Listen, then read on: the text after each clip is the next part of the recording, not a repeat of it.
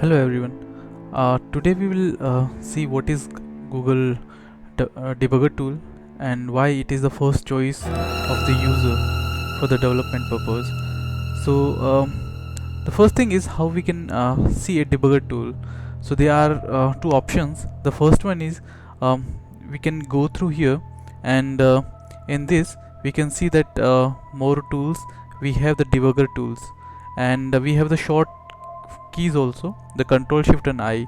And the third thing is F12. So there are three different ways of enabling the developer tool. So I just clicked on that link. So this debugger tool is now opened. So it came as a separate window, but we can embed this into the existing window also. So for that we have the option here, so docking. So we can dock this window on the right hand side. So now the half part is for the page and half part is for your debugger tool, or we can keep it at the bottom also. So now it is equally divided. The top part is your page, the Google page, and the bottom part is your debugger tool. So we can change the size also. We can increase or we can decrease it. Now for further detail, we'll keep this debugger tool over here only on the bottom size. So in this video we will go through the entire tabs or panels. So what are these? So we won't go in the detail, but we'll see the basic idea of why these are here and how a user can use it in a better way. So the first thing is the selection part. So this selection is mainly for selecting any particular element of the page. Suppose we have the Google, so we are curious that what is it actually, is it a text or image. So just to sort it out, we'll select it, and we'll see that it is a div. So in div there's nothing but the India logo is there, so that India is a text actually. So if you want to change it, we can change it also.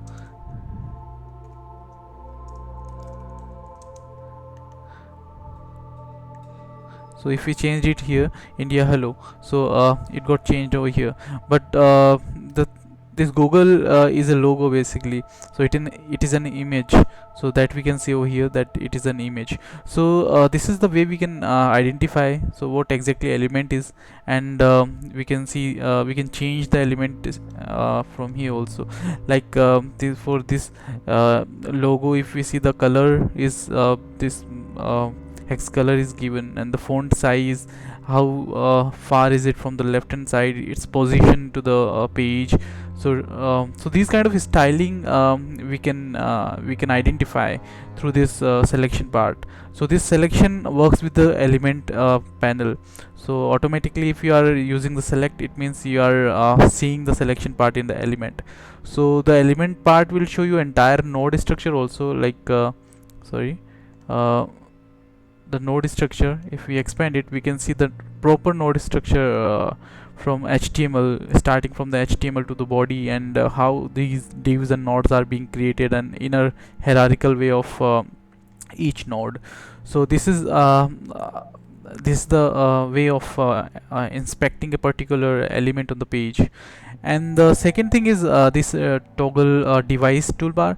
So this is very powerful feature given by the Google team. So we need to support multiple devices and the resolution. So to enable it, we can change the device size from here. Suppose we have 680 pixel resolution device, it could be a tab or something. So we can change it from here, and we can see that how my website or how the page gonna look in that particular resolution. So this is your basically the width, and this is your height.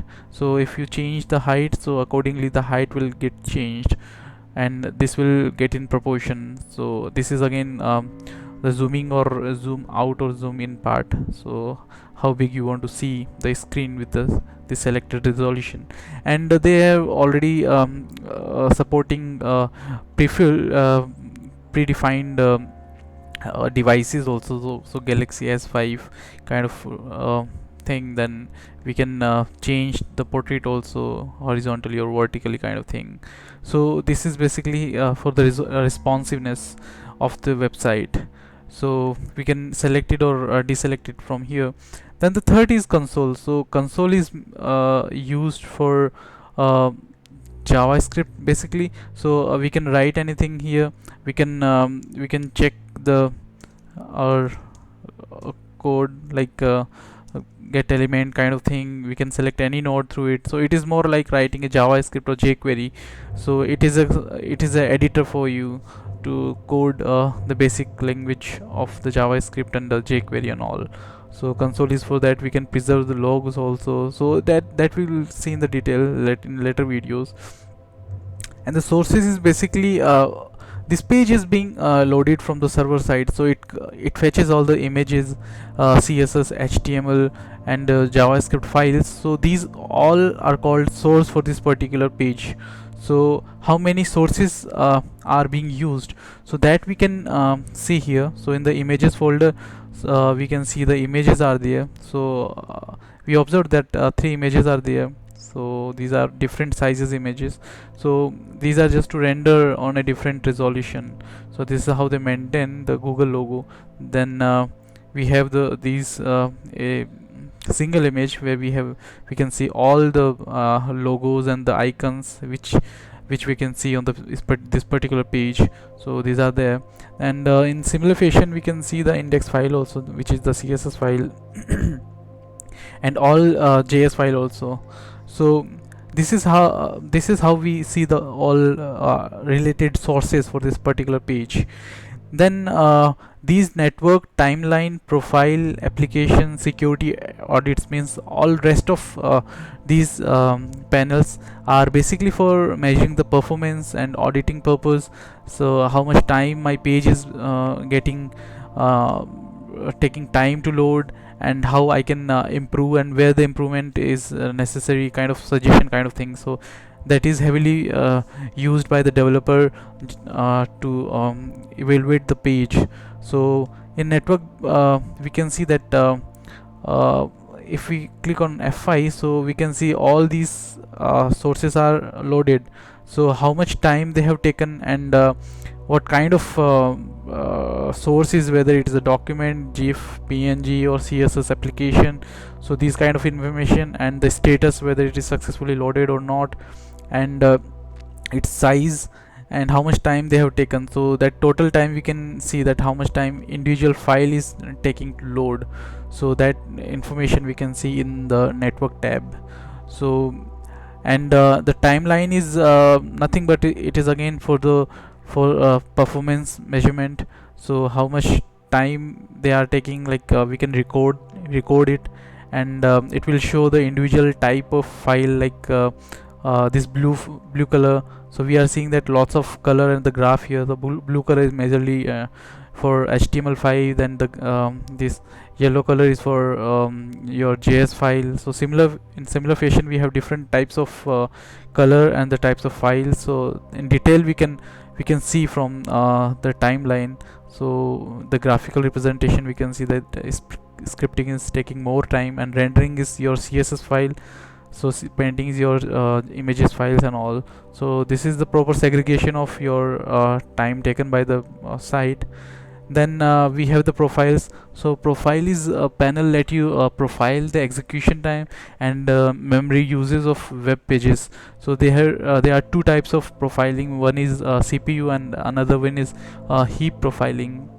So that also we'll cover in next video. Then we have the application. So in application, any site has its own cookies and the storage, local data, so which we store in the data here in the browser. So that gets stored in the application. Then we have the security, which is basically for certification, and whether it is a HTTPS or not, whether it is a secured or not. In audit, basically we can run the audit, and we can see that how much improvement we can do in the particular page.